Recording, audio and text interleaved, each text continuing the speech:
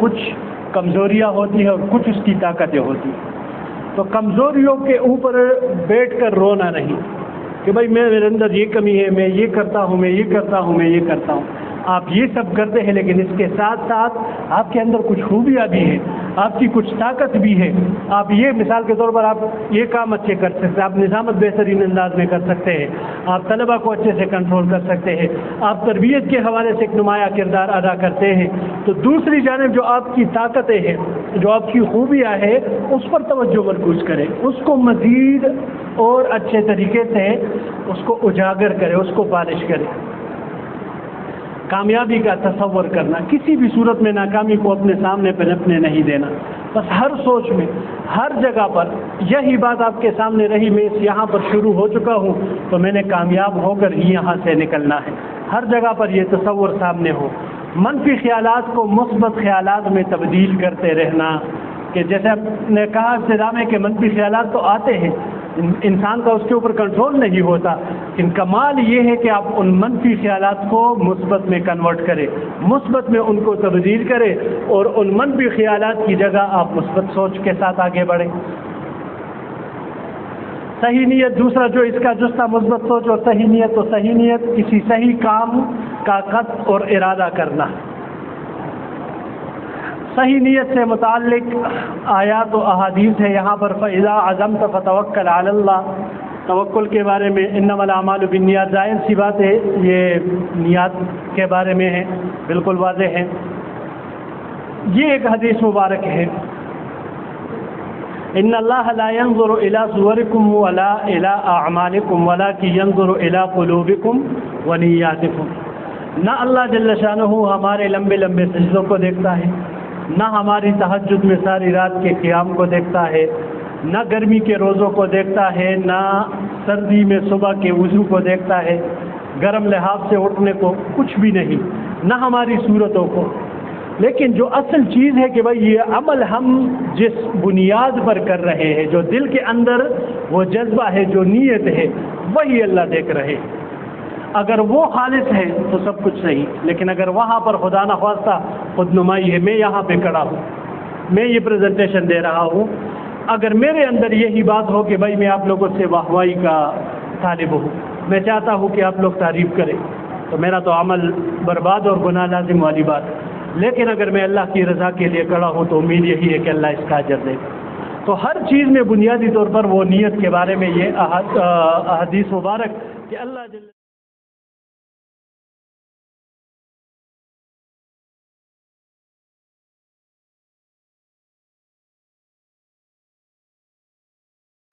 اب ہمیں جذبات کیوں عطا کیے گئے ہیں؟ جذبات اس لیے اللہ میں رکھتے ہیں. سب سے پہلے کام سے لگاؤ کے لیے.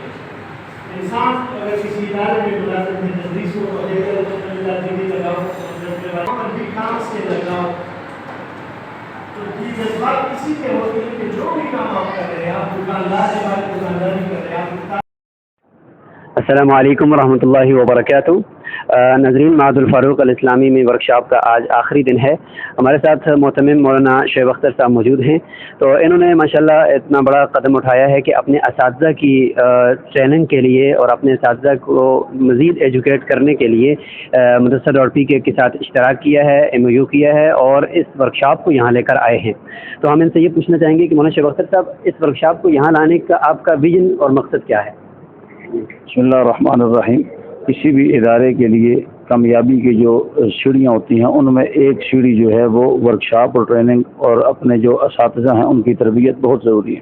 تو الحمدللہ اس حوالے سے ہم نے اپنا ایک ٹریننگ ڈپارٹمنٹ قائم کیا ہوا ہے، اور یہ ہماری چوتھی ورکشاپ ہے جو ہم اپنے اساتذہ کو کروا رہے ہیں. اس سے پہلے ہم نے جامعۃ الرشید کراچی کا جو بورڈ ہے مجمع علوم الاسلامیہ، ان کا جو ادارہ تربیت اساتذہ و درجاتی ترقی ہے، اس کے تحت یہاں اپنے اس ادارے میں اپنے اساتذہ کے لیے اور پورے واقعہ کے شعبہ تحفیظ کے اساتذوں کو 130 پر مشتمل تھے. ایک روزہ ہم نے ان کو تربیتی ورکشاپ دی. پھر دوسری ٹریننگ ہم نے اجتماعی جو اعتکاف ہے، اعتکاف کورس والے احسان کورسز اس حوالے سے دی. اور پھر تیسری ٹریننگ ہم نے زکوٰۃ کے حوالے سے اور جو زکوٰۃ کا نصاب ہے اس پر اس حوالے سے ہم نے دی. اور اسی کے ساتھ ہمارا رمضان کا پورا ایک کورس تھا، اس کے والے سے ٹریننگ دی. اور آج کی چوتھی ٹریننگ الحمدللہ جو کہ 5 روزہ مدرسہ.pk کے ساتھ تو اس لیے یہ ضروری ہے کہ اساتذہ نئی نئی جہت سے، نئی نئی طریقہ کار سے اور نئی جو ٹیکنالوجیز ہیں ان سے جب وہ آشنا ہوں گے تو ایک بہتر طریقے سے ادارے میں اپنے فرائض منصبی سے انجام دیں گے، اور اس سے ملک اور قوم کو بھی فائدہ ہوگا۔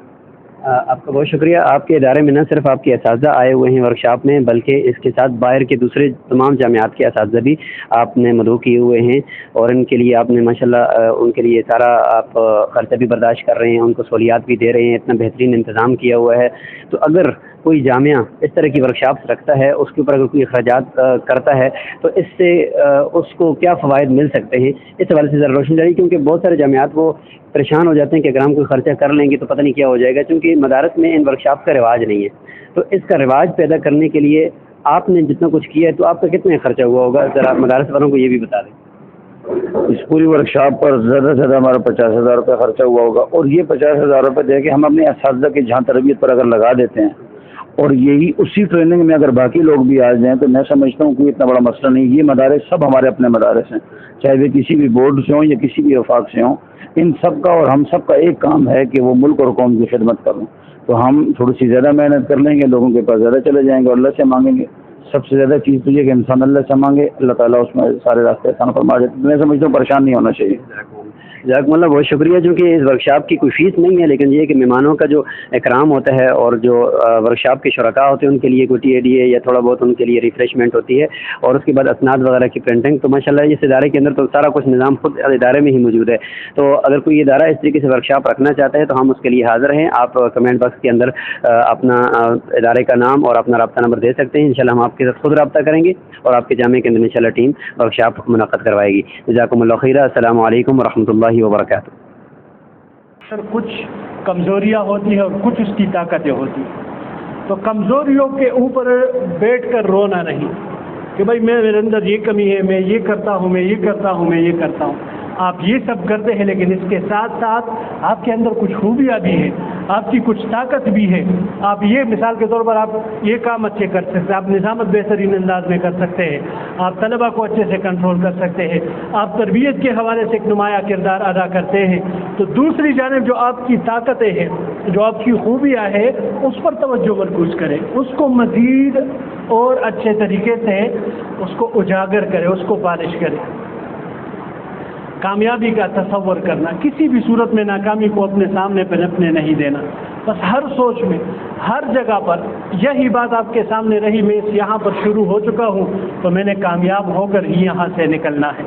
ہر جگہ پر یہ تصور سامنے ہو، منفی خیالات کو مثبت خیالات میں تبدیل کرتے رہنا، کہ جیسے ہم نے کہا ابتدا میں کہ منفی خیالات تو آتے ہیں، انسان کا اس کے اوپر کنٹرول نہیں ہوتا، لیکن کمال یہ ہے کہ آپ ان منفی خیالات کو مثبت میں کنورٹ کریں، مثبت میں ان کو تبدیل کریں، اور ان منفی خیالات کی جگہ آپ مثبت سوچ کے ساتھ آگے بڑھیں۔ صحیح نیت دوسرا جو اس کا جستہ مثبت سوچ اور صحیح نیت، تو صحیح نیت کسی صحیح کام کا قصد اور ارادہ کرنا۔ صحیح نیت سے متعلق آیات و احادیث ہے یہاں پر، فَإِذَا عَزَمْتَ فَتَوَكَّلْ عَلَى اللَّهِ، توکل کے بارے میں انما الاعمال بالنیات، ظاہر سی بات ہے یہ نیات کے بارے میں ہے، بالکل واضح ہے۔ یہ ایک حدیث مبارک ہے، ان اللہ لا ينظر الى صوركم ولا الى اعمالكم ولكن ينظر الى قلوبكم ونياتكم۔ نہ اللہ جل شانہ ہمارے لمبے لمبے سجدوں کو دیکھتا ہے، نہ ہماری تہجد میں ساری رات کے قیام کو دیکھتا ہے، نہ گرمی کے روزوں کو دیکھتا ہے، نہ سردی میں صبح کے وضو کو دیکھتا ہے، گرم لحاف سے اٹھنے کو، کچھ بھی نہیں، نہ ہماری صورتوں کو۔ لیکن جو اصل چیز ہے کہ بھائی یہ عمل ہم جس بنیاد پر کر رہے ہیں، جو دل کے اندر وہ جذبہ ہے، جو نیت ہے، وہی اللہ دیکھ رہے ہیں۔ اگر وہ خالص ہے تو سب کچھ صحیح، لیکن اگر وہاں پر خدا نخواستہ خود نمائی ہے، میں یہاں پہ کھڑا ہوں، میں یہ پریزنٹیشن دے رہا ہوں، اگر میرے اندر یہی بات ہو کہ بھائی میں آپ لوگوں سے واہوائی کا طالب ہوں، میں چاہتا ہوں کہ آپ لوگ تعریف کریں، تو میرا تو عمل برباد اور گناہ لازم والی بات ہے۔ لیکن اگر میں اللہ کی رضا کے لیے کھڑا ہوں تو امید یہی ہے کہ اللہ اس کا اجر دے گا۔ تو ہر چیز میں بنیادی طور پر وہ نیت کے بارے میں یہ احادیث مبارک کہ اللہ جل